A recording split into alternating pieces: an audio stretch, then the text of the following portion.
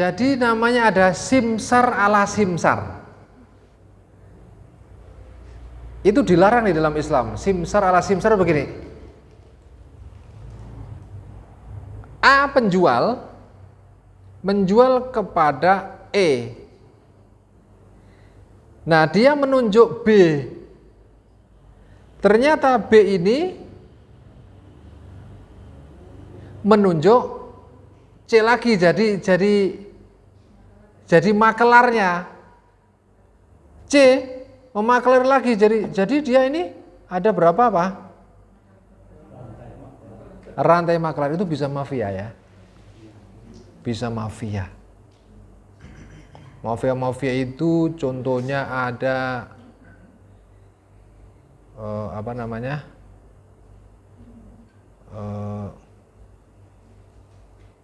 dalam dunia perkapalan misalnya itu. Wah, itu bisa. Ini orang pertama atau orang kedua ini? Ternyata orang kedua. Sekarang online sudah dibayar, ternyata dia tidak ada hubungannya dengan orang yang punya kapal. Nah, itu seperti itu. Kecuali kalau B, C, D itu menjadi satu pihak. Menjadi satu pihak itu berarti B, C, D ini punya perusahaan. Perusahaannya adalah jasa, biro, permakelaran. Nah, jadi A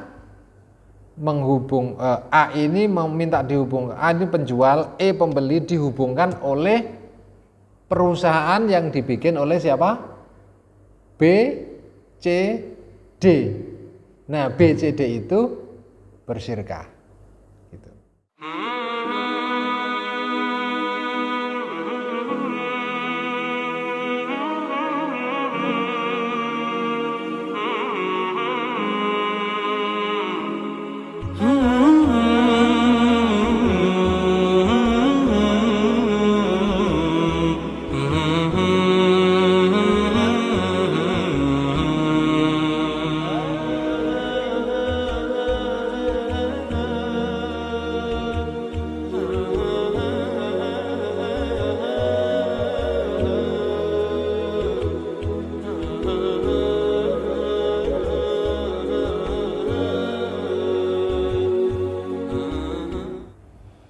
Malam hari ini akan saya ambil satu jenis transaksi, satu jenis akad atau akad. Akad itu adalah samsaroh. Ya. Samsaroh. Jadi samsaroh itu sendiri sudah banyak dilakukan, ya. Ada kalanya samsaroh itu makelaran itu ya, makelaran, atau ada istilah lainnya apa?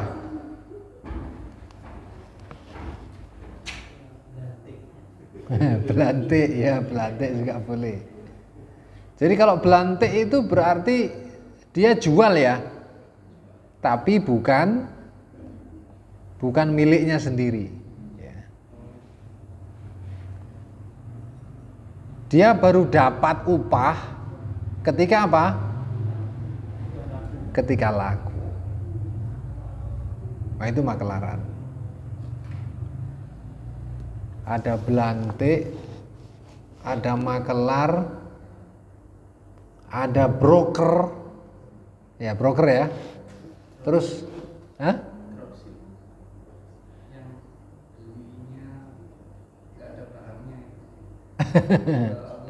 dropship nanti itu akan kita bahas sendiri ya.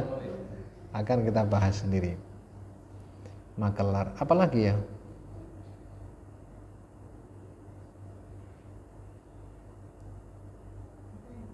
Ada banyak kok istilah-istilah itu. Ya, ada banyak. Kalau menjodohkan orang itu apa namanya? Mak comblang. Iya, itu mak comblang.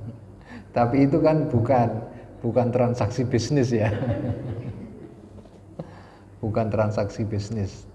Tetapi itu bisa juga dibisniskan. Namanya biro jodoh ya. Nah, biro jodoh ini orang yang daftar di dalam biro jodoh itu, mereka akan disuruh memasukkan apa? Data ya. Dan harus membuat pernyataan bahwa data tersebut adalah asli. Fotonya, pendidikannya gitu ya. Ya data-data yang terkait dengan itu. Nah, untuk bisa masuk ke dalam klub atau apa namanya komunitas perjodohan itu, maka dibebani biaya administrasi. Nah, itu kalau jumlahnya banyak, biro jodoh ini juga bisa mendapatkan bukan fee namanya, tapi adalah biaya subscribe. Biaya subscribe ya. Subscribe itu apa artinya? Subscribe itu berlangganan ya. Subscribe. Itu seperti itu. Kembali kepada samsaroh ya.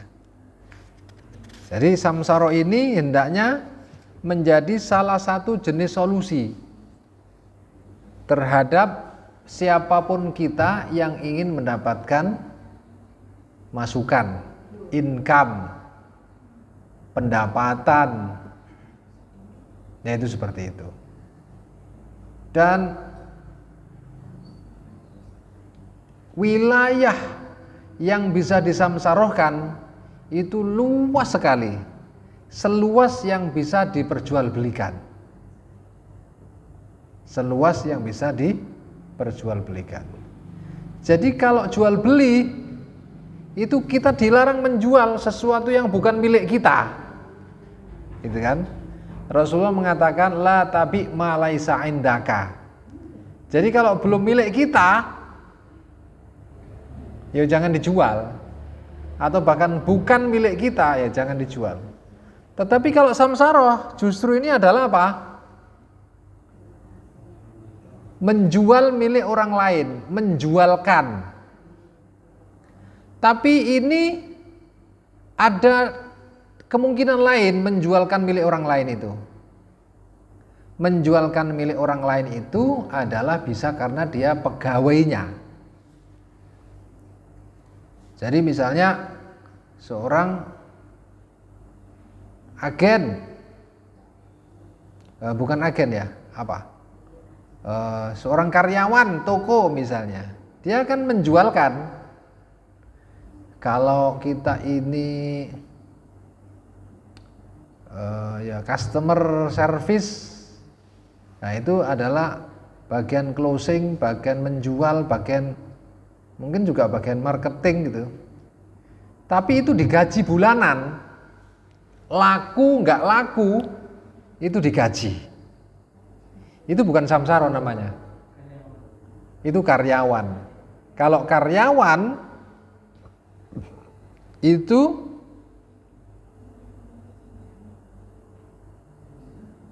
masuk dalam transaksi atau akad namanya ijarah. Jadi ada al-bai' itu jual beli, ada ijarah itu adalah sewa menyewa. Maksudnya apa? Kok karyawan kok masuk dalam sewa menyewa? Iya, dia disewa tenaganya atau disewa keterampilannya. Ada ijarah, ada samsaroh. Enak mana menjadi karyawan ya di dalam ijarah? Ijarah, orang yang dikaryawankan namanya ajir. Orang yang McLaren namanya makelar, itu adalah simsar. Enak mana menjadi ajir atau menjadi simsar? Nah, enak mana? Sesuai keahlian. Hah? Sesuai keahlian. Nah, masing-masing ada enaknya, ada enggak enaknya. Kalau kita mau bisnis, kita owner bisnis, enaknya kita itu mengangkat makelar untuk menjualkan barang kita, atau mengangkat karyawan? Enak mana? Enak mana? Ayo, sekarang diskusi. Kalau kita mengangkat karyawan, laku nggak laku? Hah? Nah, gajinya tetap. Dalam?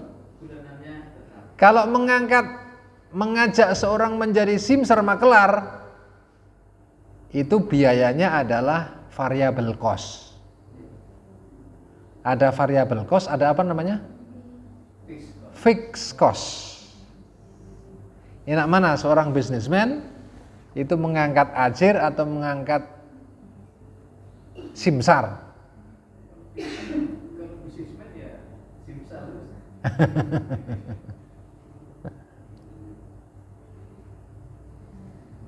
Enak simsar ya?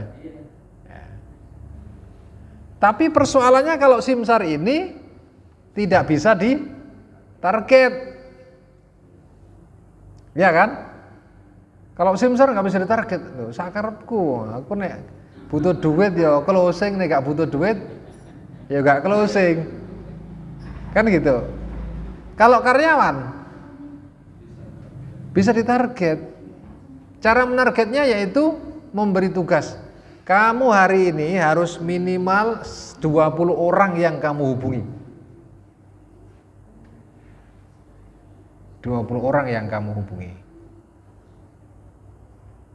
Jadi kalau begitu 1 bulan 25 hari berapa orang yang bisa dihubungi? Hah? Berapa? 500. Jadi kalau setiap orang yang dihubungi itu adalah orang baru 500, nanti pasti akan bisa dievaluasi. Pasti bisa dievaluasi.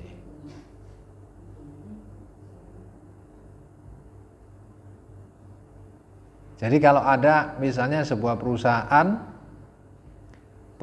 itu misalnya perusahaan developer properti misalnya. Kalau dia ada karyawan bagian marketing dan selling, harus 20 orang yang dihubungi baru. Dia harus cari itu. Dia harus cari itu. 1 bulan menghubungi 500. Kalau 10 orang berarti 5.000. Dari 5.000 yang dihubungi kira-kira yang closing 1% saja misalnya. Umpama 50. Kalau 50 rumah kira-kira gimana itu? Enak ya. Padahal karyawannya, dan kalau karyawannya tidak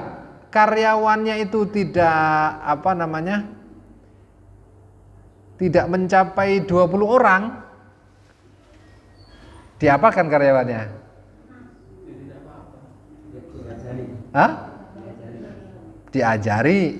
Kok terus begitu bagaimana? Diingatkan. Kan begitu. Karyawannya bisa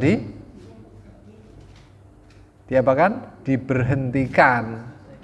Di stop. Mengambil yang baru lagi yang bisa 20. Nah, yang di stop tadi kan dia punya data tuh.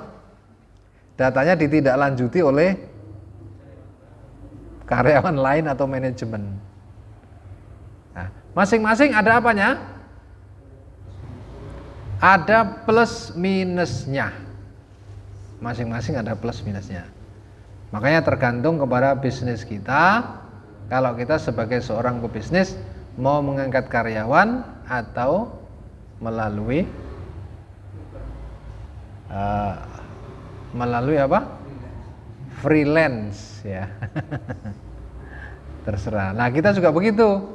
Sebagai orang yang menjual, itu enak kita pilih jadi karyawan atau pilih jadi makelaran, enak mana? Itu seperti itu. Masing-masing ada kelebihannya. Kalau kita makelaran, nggak jadi karyawan, itu rasa-rasanya bebas ya. Bebas, tapi nggak ada penghasilan kalau nggak closing. Nah, semua pintu itu sudah dibuka lebar-lebar. Mau jadi karyawan, monggo. Mau mengangkat karyawan bagi pebisnis, monggo. Mau jadi McLaren, ya, broker, silahkan. Mau mengangkat broker bagi pebisnis, silahkan. Semua ada hitungannya. Makanya kalau seorang itu mengerti masing-masing karakternya transaksi itu akan memilih. Nah, jadi dalam dunia bisnis kita mengenal yang namanya akad samsaroh. Ya. Bagaimana definisi samsaroh itu? Samsaro itu adalah khirfatun, ya, adalah sebuah profesi pekerjaan yakunu muhtarifuha alwasitatu alwasitotah gitu bainal bai' wal mushtari, di mana pelakunya itu adalah sebagai wasitoh. Wasitoh itu wasit. Wasit itu apa? Wasit itu orang yang di tengah, ya, wasit. Makanya kalau ada orang yang bermusuhan, berkelahi di dalam pertandingan itu ada penengahnya, itu namanya wasit. Jadi kalau ada penengah di antara dua pihak dalam berbisnis, dalam hal ini adalah pembeli dan penjual, namanya adalah apa? Namanya adalah makelar. Al-wasit bainal bai', antara orang yang menjual, wal mushtari, dan orang yang membeli. Nah, jadi bahasa Indonesianya adalah makelaran. Orang yang makelaran itu namanya makelar. Kalau dalam bahasa kerennya namanya adalah bahasa Inggris itu brokerage. Brokerage. Orangnya namanya broker. Nah, kalau samsaroh itu adalah aktivitasnya orang yang menjadi wasit, itu namanya simsar. Nah, itu seperti itu, simsar. Ini adalah secara bahasa. Jadi secara bahasa itu adalah tukang penengah antara penjual dan pembeli.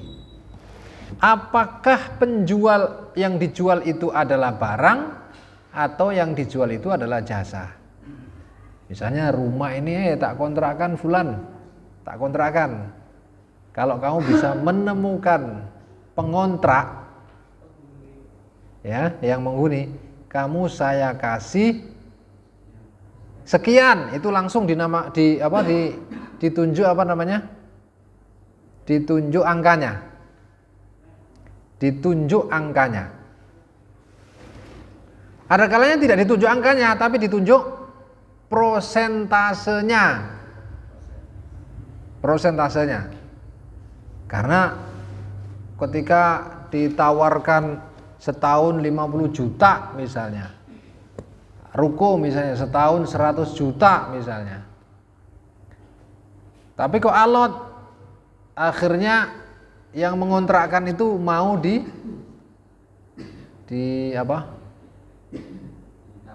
ditawar 80 juta. Persentasenya tetap katakanlah 2,5%. Nah, kalau laku 100 juta ya dapat berapa? 2,5 juta. Kalau 80 juta berarti dapat 2 juta. Ya, seperberapanya? 1/40-nya ya. 2,5% itu. Ya, rata-rata biasanya kalau simsar, brokerage, properti itu biasanya adalah 2,5% sampai 3%. Itu seperti itu.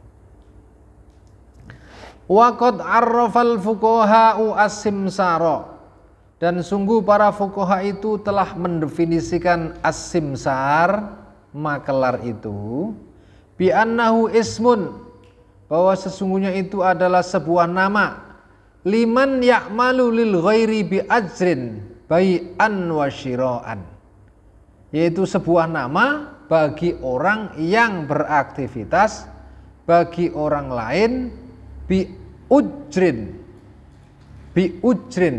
dengan sebuah upah, bai'an wa syira'an, apakah yang diwasiti itu adalah bai'an jual beli, wa syira'an dan jualan atau belian. Itu seperti itu. Wa huwa yasduqu 'ala dalal, dan dia itu sama, ya. Sama. Simsar juga berlaku untuk cocok, ya. 'Ala dalal. Dalal itu orang yang menunjukkan jalan. Orang yang menunjukkan jalan itu apa namanya?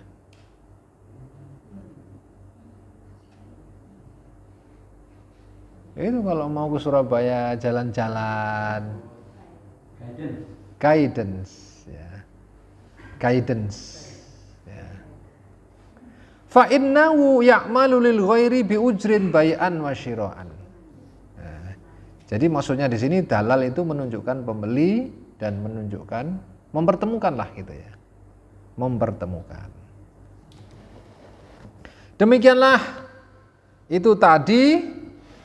Maksudnya adalah definisi para fuqaha. Para fuqaha. Fuqaha itu jamak dari faqih, yaitu orang yang faqih, orang yang paham terhadap agama. Definisi ini setelah memahami nas-nas yang ada, itu seperti itu. Nah, bagaimana hukumnya samsaroh di dalam Islam? Tentu ini sudah kita pilihkan di antara yang boleh, ya. Di antara pekerjaan-pekerjaan yang di situ menjadi potensi menurut Islam untuk bisa mendapatkan pendapatan, itu adalah makelar. Boleh. Mubah. Itu seperti itu. Jadi kalau Islam membolehkan, memubahkan, menghalalkan, kira-kira pekerjaan makelar ini mulia atau mulia? Hah? Ya. Tapi ada orang yang masih berpandangan bahwa menjadi makelar itu wis blantik. Karena biasanya para belantik itu apa? Yang sering terjadi itu belantiknya apa? Sering bohong, sering bombastis, sering melebih-lebihkan. Itu kalau dia normal. Kalau dia itu cacat, dia sembunyikan. Nah, itu seperti itu. Jadi misalnya kalau belantik sapi ya, belantik sapi, ha? Kalau sapinya nggak sehat ditutup-tutupi. Kalau sapinya sehat ditambah-tambahi. Itu seperti itu. Nah, makanya bagaimana kita lihat hadis Rasulullah Sallallahu Alaihi Wasallam. Rasulullah Sallallahu Alaihi Wasallam pada zaman beliau itu telah berjalan transaksi namanya samsara itu, dan Rasulullah mendiamkan. Kalau ada perbuatan yang terjadi pada zaman Rasulullah dan beliau masih ada, kemudian itu terjadi dibiarkan, didiamkan, itu artinya apa? Gimana? Ya boleh, namanya sunnah takririyah. Ada sunnah itu adalah qauliyah, ada sunnah fi'liyah, ada sunnah takririyah. Sunnah qauliyah ini adalah sunnah yang Rasulullah mengucapkan, berkata. Misalnya begini, saumu yaumi arafata yukaffiru sanataini madiyatan wa mustaqbilatan. Itu beliau mengatakan begitu. Kalau sunnah fi'liyah berarti Rasulullah itu mungkin tidak melakukannya, tidak mengucapkannya, tetapi beliau melakukannya. Nah, misalnya tentang hubungan suami dan istri gitu kan, Rasulullah nggak ngomong-ngomong ini. Bagaimana laki-laki dan perempuan hubungan, tetapi Rasulullah melakukannya.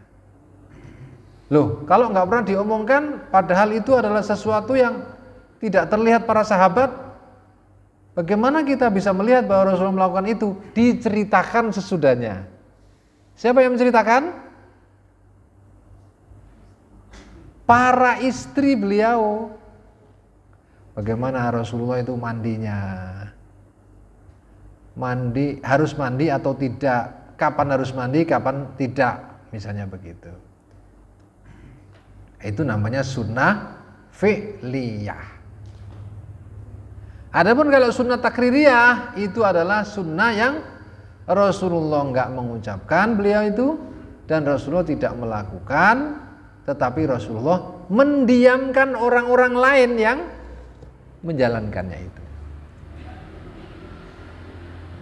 Dibiarkan. Nah, termasuk samsara ini adalah sudah berlaku saat itu dan tidak dikotak-katik sama Rasulullah. Bahkan Rasulullah memberikan penguatan-penguatan, memberikan petunjuk.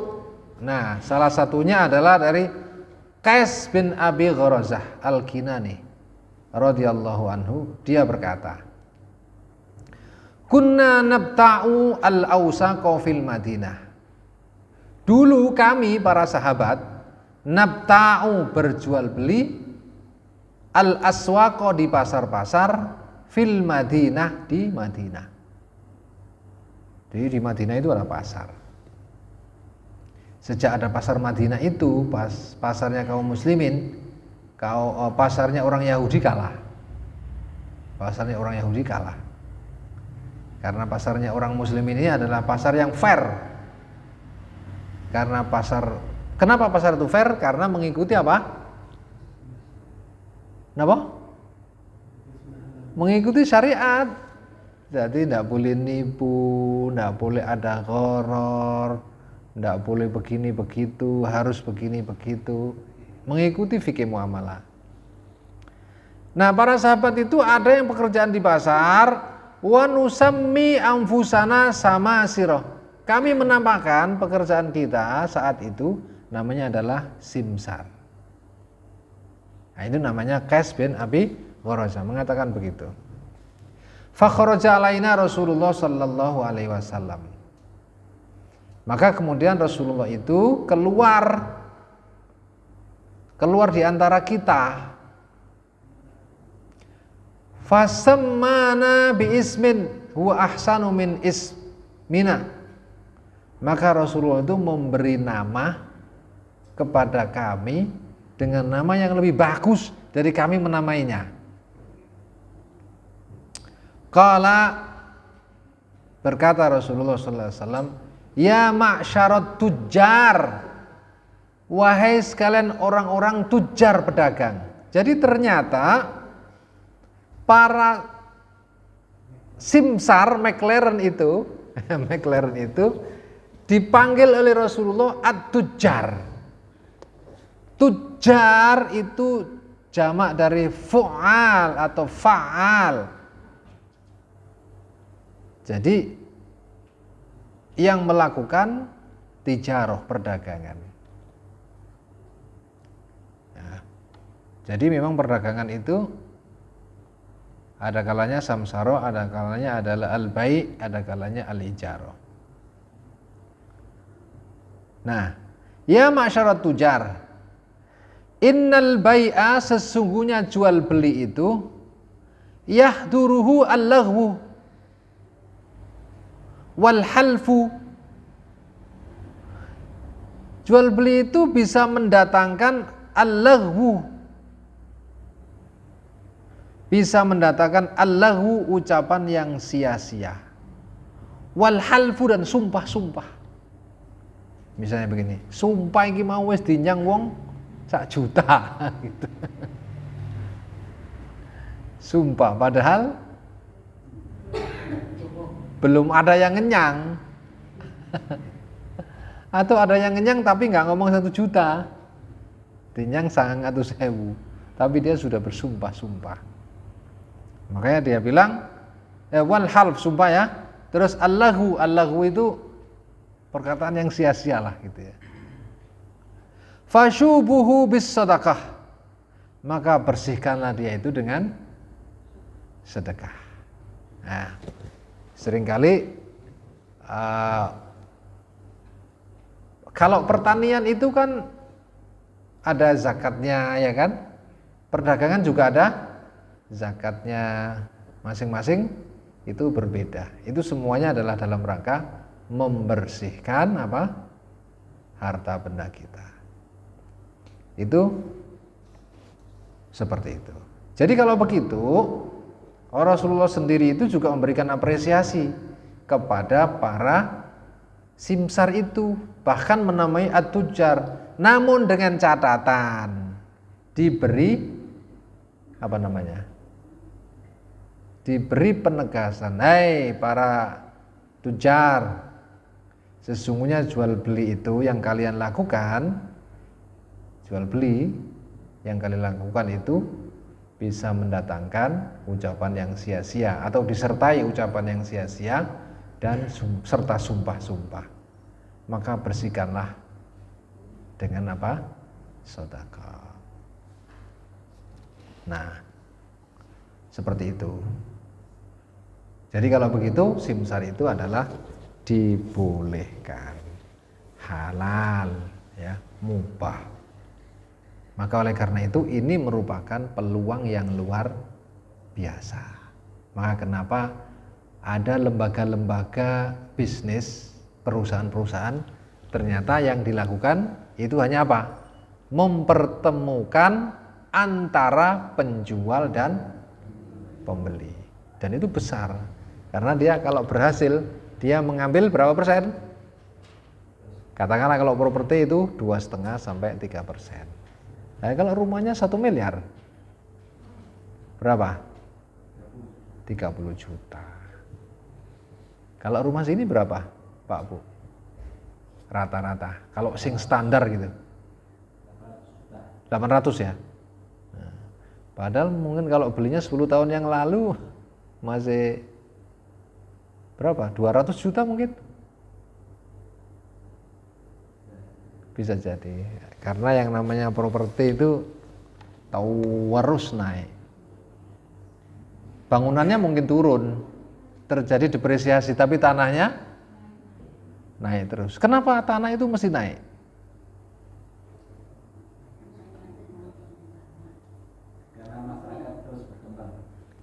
Karena Allah tidak menciptakan tanah lagi. Ya, Allah tidak menciptakan tanah lagi.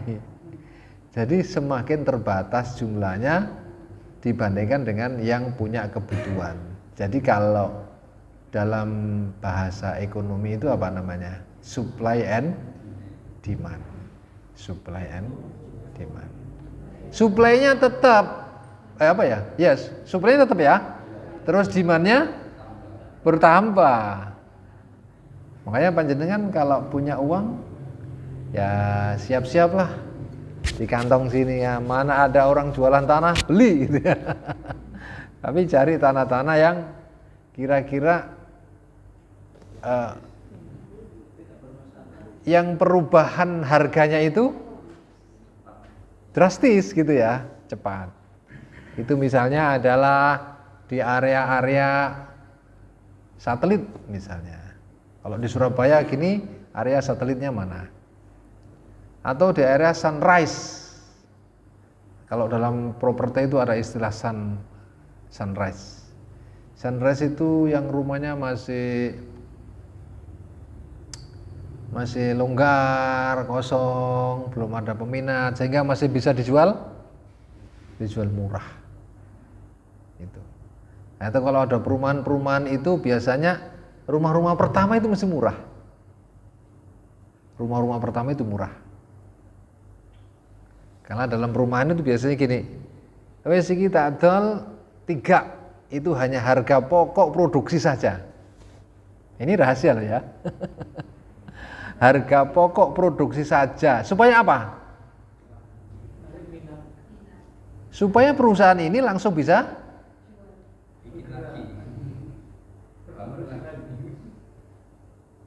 operasional, karena itu termasuk harga itu sudah termasuk ongkos uruk gitu ya, ongkos bikin selokan. Lama-lama kawasannya menjadi baik. Kalau kawasan itu masih ada rawa-rawa gitu kan awang-awangan ya. Tapi kalau sudah ada paving ya kan, terus sudah ada fasilitas-fasilitas, itu mesti ya tambah mahal itu. Nah, makanya kalau bisa kita beli yang posisi adalah istilahnya potong kepala ya kalau dalam properti itu. Nah, begitu. Nah, jadi samsara itu sendiri hukum asalnya adalah mubah. Tapi apabila rukunnya itu tidak dipenuhi, itu bisa menjadi tidak sah. Makanya kita belajar tentang rukun sekarang ini. Belajar tentang rukun. Rukun itu adalah sesuatu yang ada harus terpenuhi adanya ketika terjadi akad. Kalau misalnya orang nikah itu rukunnya apa?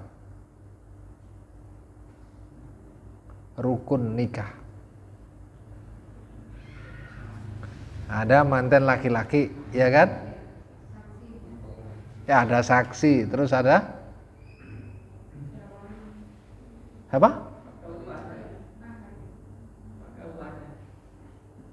Nggak ada KUA nggak apa-apa. Kalau KUA itu urusan lain ya, urusan misalnya kalau nggak ada KUA, nikah belum tercatat misalnya, secara administrasi negara, siapa yang menikahkan? Sebenarnya perempuan itu yang menikahkan siapa sih? Wali, makanya harus ada wali. Ya saksi ada tadi itu saksi. Ada saksi, ada wali, ada iya ya, ada yang dinikahkan. Nikah ono sing yang dinikahkan ya apa tulisan ini. Itu seperti itu harus ada. Nanti kalau nggak ada namanya rukunnya nggak ada. Nggak ada saksi berarti batal. Nah, di dalam samsara itu ada rukunnya. Ya. Jadi ada rukunnya dan kemudian ya kalau rukunnya berarti kan apa itu?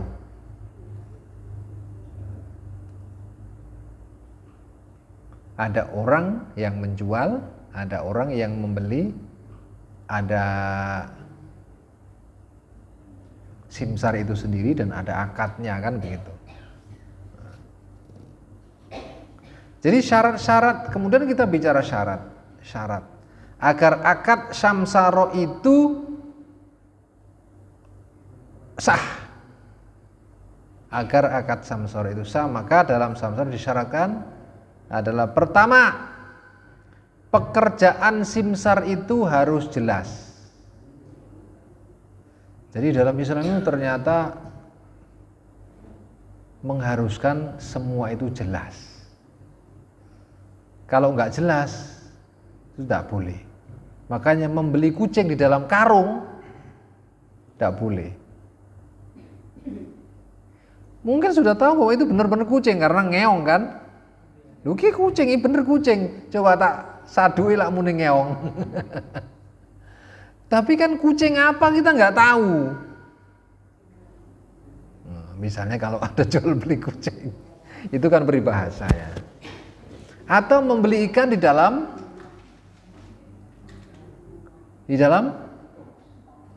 kolam, ya kan nggak jelas. Kecuali kalau membeli ikan di dalam akuarium ya, kelihatan ikannya, jelas bisa dihitung dan tahu jenisnya, tahu besarnya gitu.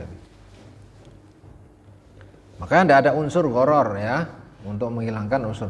Jadi pekerjaan simsar, pekerjaan broker itu harus jelas. Namanya maklum diketahui.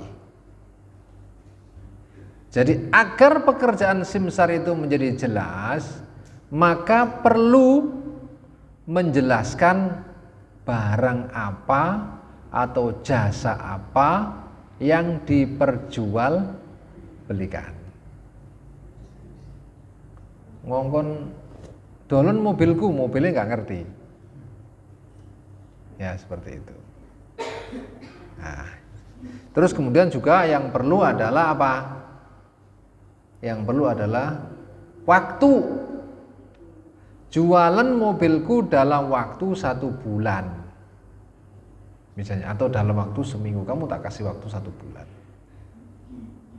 Itu seperti itu. Nah, maka ini pekerjaan simsar yang namanya harus jelas. Terus kemudian upah. Upah atau ujroh atau komisi atau umalah itu juga harus jelas. Ya. Ya. Jadi ada beberapa opsi. Opsi itu apa Pak Bu? Pilihan untuk memberikan yang bisa dipilih untuk menentukan jumlah upah yang akan dibayarkan kepada simsar. Opsi yang pertama adalah berupa sejumlah uang tertentu. Tadi yang sudah saya sebutkan. Ini sewakno takdol tak sewakno 1 juta. Lah engko nek dinyang 80 ya kekno. Pokoknya nek kamu berhasil ini kamu tak kasih 2,5 juta. Jadi enggak peduli payu 100 apa payu 80 dikasih 2,5 juta. Itu opsi pertama. Opsi kedua adalah berupa prosentase dari laba. Prosentase dari laba.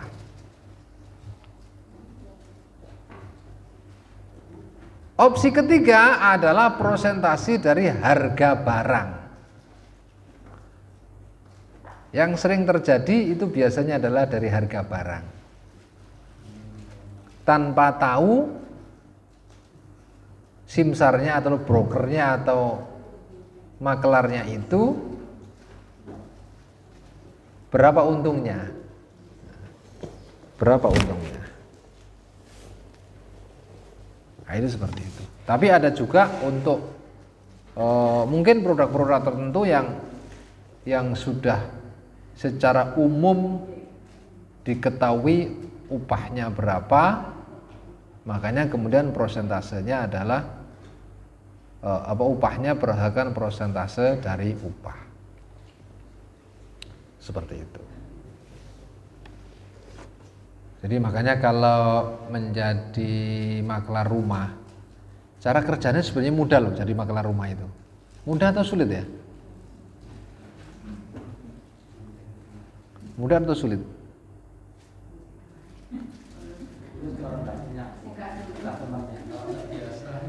Jadi sebenarnya ilmunya itu mudah. Jadi punya list data pembeli sama list data penjual.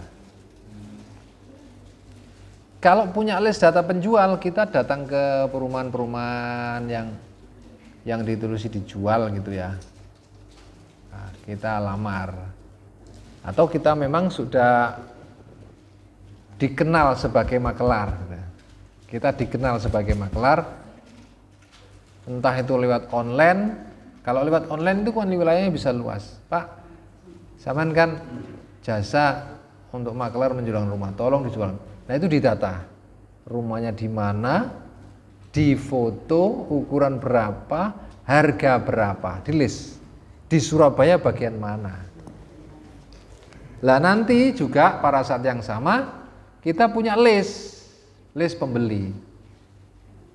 Ternyata kita ini punya list banyak.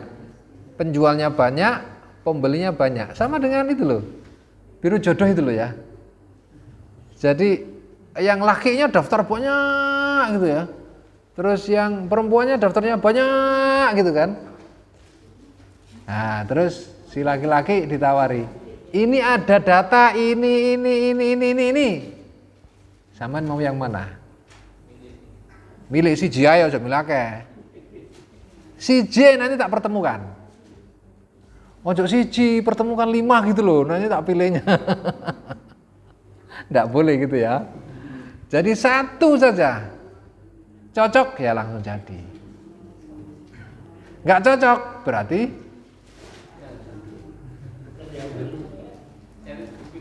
yang baru gitu kan. Yang baru. Makanya proses mengkhitbah itu kan gitu sebenarnya. Nah, jual rumah itu juga begitu aslinya. Kalau jadi apa namanya? Makanya tadi itu apa namanya? Kalau punya kita sebagai agensi jual properti, karyawan itu digaji sekian, tapi menemukan calon pembeli namanya lead itu 20 satu bulan 500. 500 calon pembeli. Kita tanya, cari rumah yang gimana Pak? Punya uang berapa Pak? Gitu kan? Ya.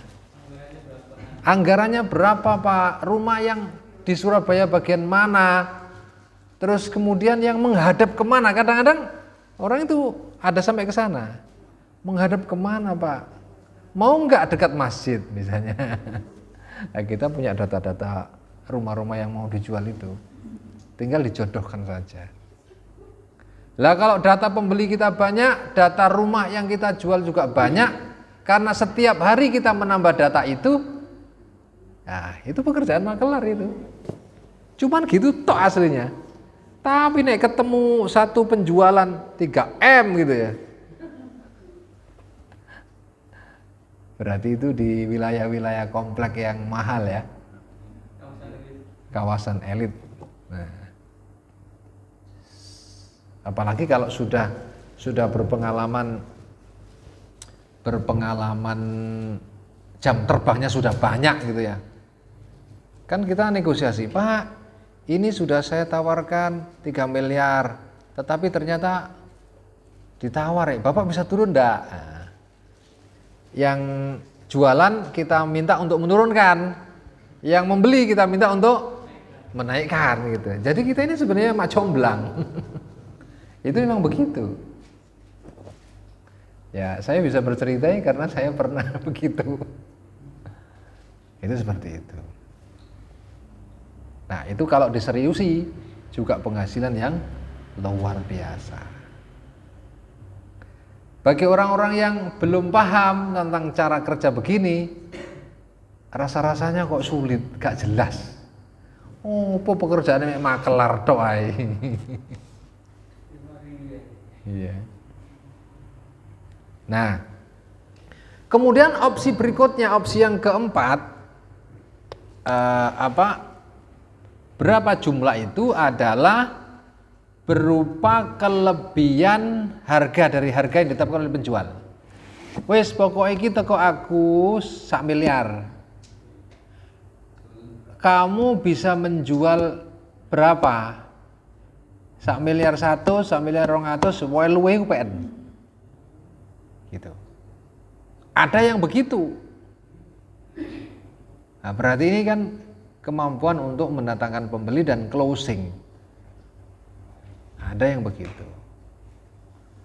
Tapi kalau makelar yang sudah tahu harga, oh nek kene iki didelok tanahe tok sakmene, omahe iki ijek apik.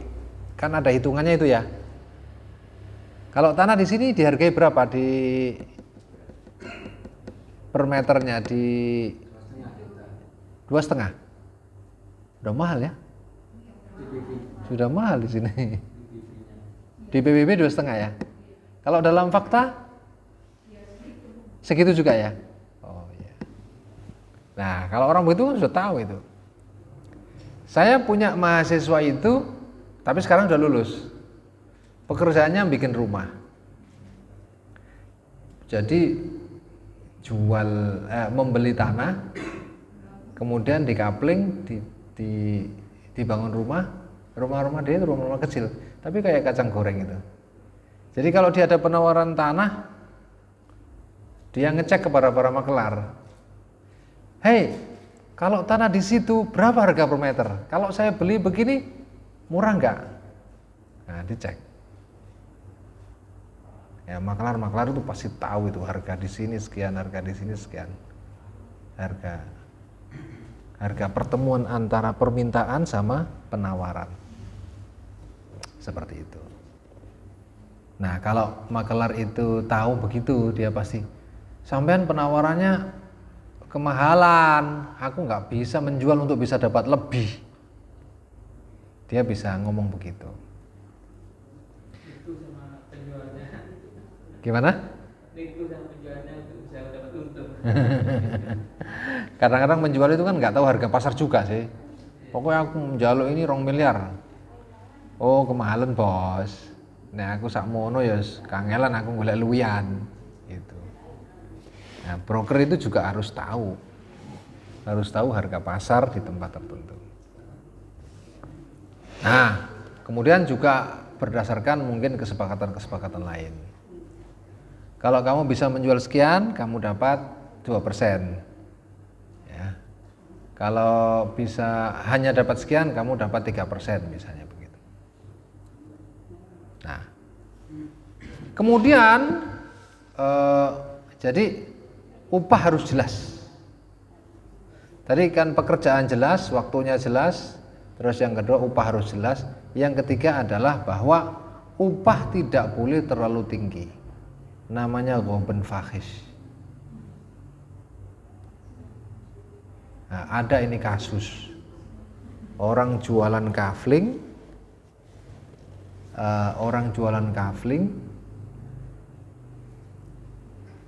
agensinya, makelarnya itu menguasai di situ. Karena pokoknya sampean kudu manut aku. Sampean kudu manut aku. Nah, orang yang jualan kafling ini nggak ngerti bisnis kaflingan.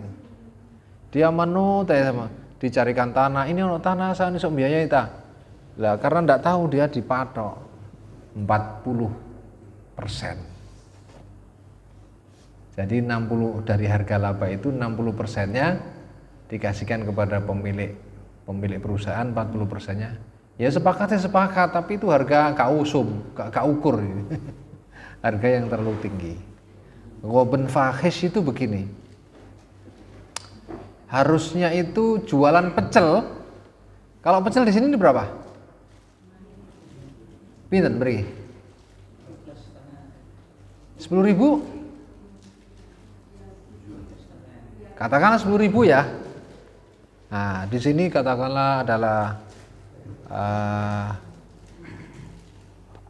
ada tempat wisata misalnya di sini. Nah, ada orang bule gitu ya. Bule bawa dolar kan. Nah, bule itu dintol ae iki. Nah, ngentol itulah namanya ghoben fahish. Ya. Ngentol itu ghoben fahish. Itu tidak boleh. Lah, seorang maklar itu juga tidak boleh begitu. Tidak boleh ada ghoben fahish. Jadi tidak boleh ada unsur mengeksploitasi salah satu pihak, entah itu adalah pembeli atau penjual.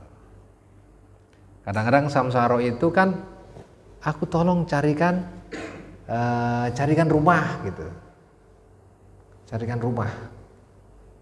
Jadi ada orang yang pengen mencari rumah, membeli maksudnya. Tapi ada juga orang yang menjual rumah. Dia dapat dari penjual, dia dapat dari pembeli, bisa seperti itu. Nah, jadi kalau begitu intinya adalah tidak boleh ada unsur menetapkan harga dengan harga yang terlalu tinggi atau ghoben fahish, tidak seperti biasanya. Jadi makanya dalam Islam itu menentukan harga upah itu adalah berdasarkan apa? Kebiasaan. Kalau di luar kebiasaan ngentol itu berdosa, tidak boleh. Makanya kenapa penjual itu dilindungi, pembeli itu juga dilindungi. Ya. Penjual dilindungi, pembeli itu juga semuanya dilindungi. Kemudian, tidak terasa juga ya, sudah kurang 10 menit. Samsara tidak boleh untuk hal-hal, benda, barang atau jasa yang diharamkan. Ya, misalnya jadi apa namanya? Menjadi mak comblangnya orang laki-laki nakal hidung belang mencari perempuan nakal, maksudnya perempuan nakal itu adalah transaksi untuk jasa yang diharamkan. Jasa yang diharamkan itu apa sih contohnya? Jasa yang diharamkan misalnya wanita nakal, dia memuaskan laki-laki. Nah, itu jasa yang diharamkan. Menari striptis, telanjang di depan laki-laki supaya laki-lakinya merasa senang. Terus kemudian dia dibayar, itu juga jasa yang diharamkan. Nah, itu seperti itu. Jadi itulah tentang samsara. Tidak boleh ada unsur-unsur misalnya penipuan, tidak boleh. Nah, sekarang menjadi jelas bagi kita bahwa samsara itu terbuka lebar untuk kita. Kalau tadi contohnya saya kok properti aja, itu yang paling mudah. Banyak banget itu kita menjadi penghubung. Ya.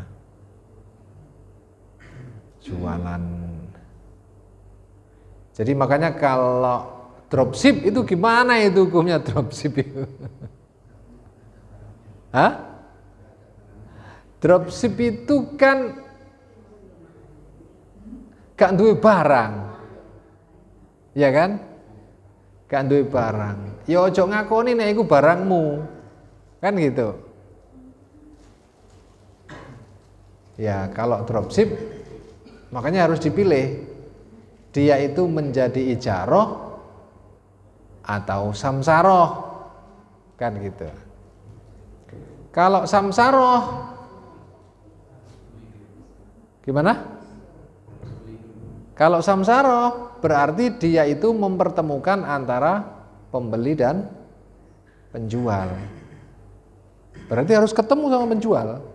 Nggak boleh nggak ketemu. Oh, dia itu hanya apa namanya?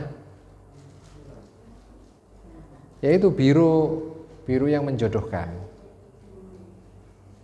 Nah, itu seperti. Kalau ijaroh berarti dia itu adalah apa? Ya memang boleh. Dia menjualkan barang itu, ya kemudian dikasih apa namanya? Sudah transaksi. Apakah dia jadi karyawan atau dia nggak jadi karyawan? Kalau nggak jadi karyawan, ya balik lagi itu ya samsara. Itu seperti itu. Nah, dengan demikian kita ambil pelajarannya bahwa Islam itu sudah memberikan solusi untuk transaksi-transaksi bisnis, transaksi-transaksi muamalah itu salah satu pintunya adalah samsara. Kira-kira begitu Bapak Ibu sekalian. Mudah-mudahan dengan adanya satu pembahasan kita malam hari ini yaitu tentang samsara, kita itu memiliki kepastian bahwa itu boleh dan masa depannya itu juga cerah sebenarnya. masa depannya bagus. Ya. Masa depannya bagus. Asalkan profesional, asalkan fokus.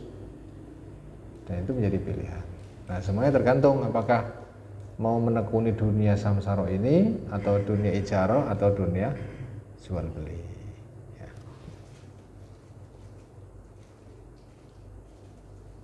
Saya kira demikian. Ada pertanyaan? Silakan.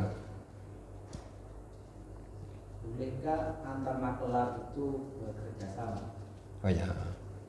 Dan pada umumnya kan demikian. Ah, Apalagi kalau sudah bicara kafe miliaran, rumah miliaran itu, ya.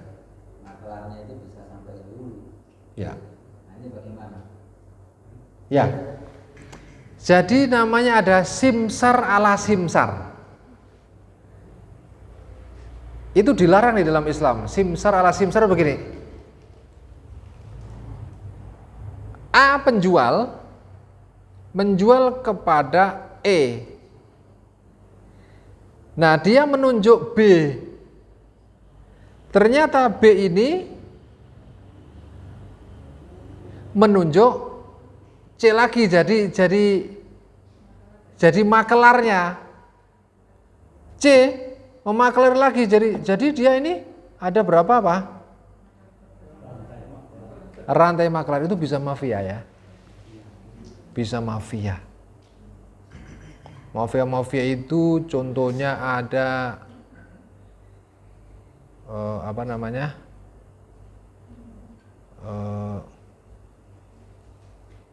Dalam dunia perkapalan misalnya itu.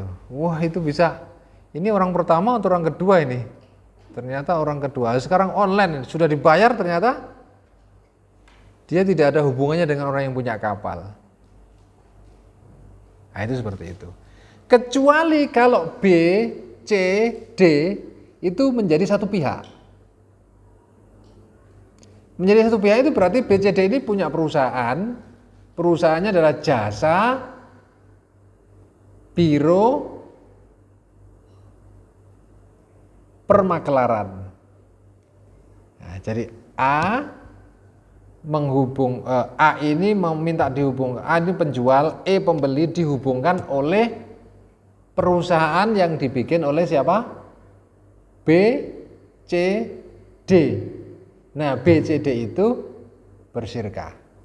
Gitu. Nah, itu tidak boleh, simsar ala simsar. Makanya nanti kalau kita salah satu ketidakbolehan multi level marketing MLM itu adalah karena ada akad yang namanya simsar ala simsar. Jadi downline gitu ya. Itu yang pertama. Yang kedua adalah ketika mau bayaran ada syarat harus belanja. Nah, jadi ngerti maksudnya ya? Jadi ketika mau bayaran itu mau bisa cair apa tidak apabila dia ini disyaratkan harus belanja sebagai pribadi. Nah, makanya kan ada permainan multi level itu biasanya hancurnya begini. Harga di multi level marketing itu 150.000. Ternyata ada harga jual di black market itu 25.000, 50.000 itu. Karena apa?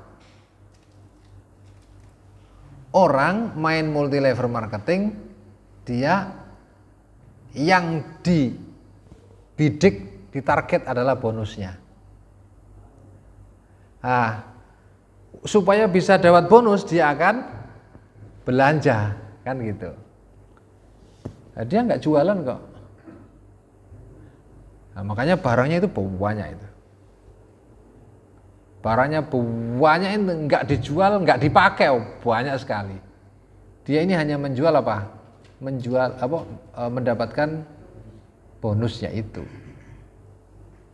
Maka menjadi rusak harganya kan? Karena ternyata di pasaran itu Kalau melalui MLM harganya sekian, kalau melalui beli itu bisa sepertiganya, seperempatnya begitu. Saya dulu itu pernah jualan herbal. Ada yang namanya apa itu? Propolis. Ya, propolis. Propolis dijual MLM. Saya dulu masih jadi juragan herbal. Itu begitu. Karena saya punya toko online gitu, orang menawarkan. Ini saya punya ini namanya tutup poin ya. Ya kan? Namanya tutup poin. Itu sebagai syarat untuk agar apa? Agar bonusnya cair. Saya punya banyak nih. Satu dus isinya sekian-sekian. Wes saya jual sekian aja. Nah, untuk tambahan namanya bonusnya itu. Itu yang terjadi. Kembali kepada pertanyaan itu ada namanya simsar ala simsar. Jadi kalau ada orang punya rumah, dia menunjuk simsar satu orang atau dia menunjuk simsar dua orang, nanti diberitahu, ini aku menunjuk simsar dua orang loh ya. Jadi siapa yang duluan, dia yang dapat. Misalnya begitu.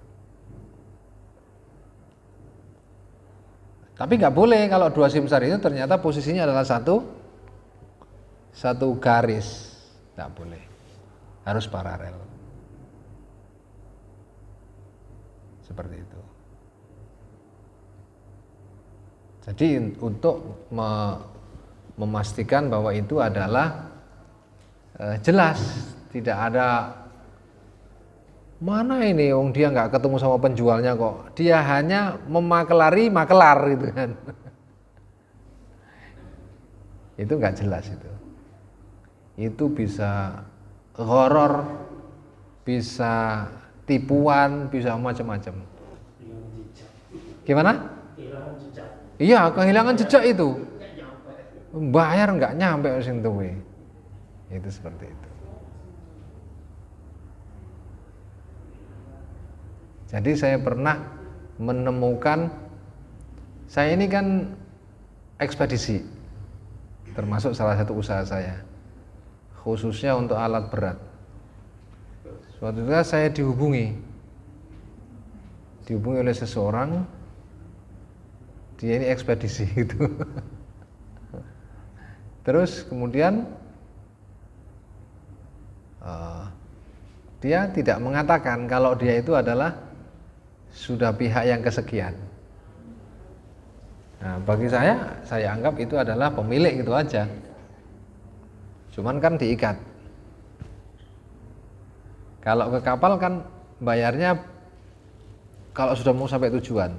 Tapi bagi saya kan barang sampean itu berangkat ya harus bayar. Kalau sampean nggak bayar, ya kata antar kan gitu. Sampai pelabuhan tujuan kata antar. Ternyata nggak dibayar-bayar saya. Ya sudah tak angkrak nih pelabuhan. Nah, ternyata dicari itu sama yang punya. Dicari sama yang punya. Ternyata sudah dibayar itu sama yang punya. Tapi nggak sampai ke saya. Jadi duitnya itu apa namanya? Oh, sudah dibagi-bagi itu. Sebelum barang nyampe itu sudah dibagi-bagi itu. Luar biasa. Tapi akhirnya apa? Bosnya yang punya barang itu akhirnya sekarang langganan ke saya langsung itu. Penak nanggone sampean Pak, langsung. Nah, itu seperti itu. Nah, seperti itu kalau mafia apa makelar itu kan seperti itu. Makanya kita ini harus pintar-pintar, jangan sampai apa? Jatuh pada permafiaan. Nah, makanya subhanallah Islam itu telah menata sedemikian rupa. Nah, insya Allah akan kita lanjutkan. Masih ada pertanyaan lagi mungkin? Kalau tidak ada, ya kita cukupkan sampai di sini. Mudah-mudahan apa yang kita kaji pada malam hari ini Allah memberikan kepahaman, pemahaman, kemanfaatan, dan keberkahan. Al-Fatihah.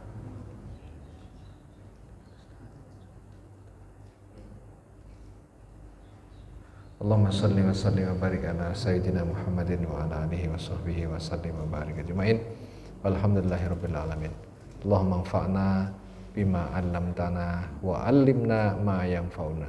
Allahumma anfa'na bima 'allamtana wa 'allimna ma yanfa'una. Allahumma anfa'na bima 'allamtana wa 'allimna ma yanfa'una. Ya Allah, mohon Engkau berikan kemanfaatan atas apa yang telah Engkau ajarkan kepada kami, dan senantiasa ajarkanlah kepada kami apa yang bisa memberikan kemanfaatan kepada kami, urusan dunia kami, apalagi urusan akhirat kami.